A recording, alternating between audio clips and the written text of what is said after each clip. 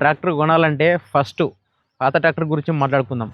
ఒక పాత ట్రాక్టర్ ఒక ఇంజన్ కొనాలనుకున్నాం అనుకో, ఇంజన్కి ఒక 3 లక్షలు. అలాగే వచ్చేసి ఒక ట్రాలీకి వచ్చేసి మనం ఎంత పెట్టొచ్చు అంటే ఒక 80, ఓకేనా, 1,00,000, 5,00,000, 3,00,000, 4,00,000.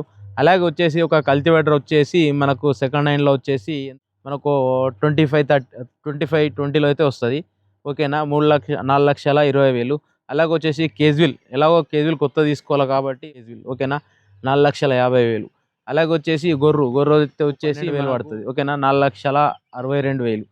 మ్యాక్సిమం మొత్తం టోటల్ ఇంప్లిమెంట్స్ తోటి 6 లక్షలలో ఒక సెకండ్ హ్యాండ్ ట్రాక్టర్ అయితే వస్తుంది. ఓకేనా ఫ్రెండ్స్, అలాగే వచ్చేసి ఒక సెకండ్ హ్యాండ్ ట్రాక్టర్ ఎలా ఉంది ఏం కదా మొత్తం అయితే చెక్ చేసుకోవాలి.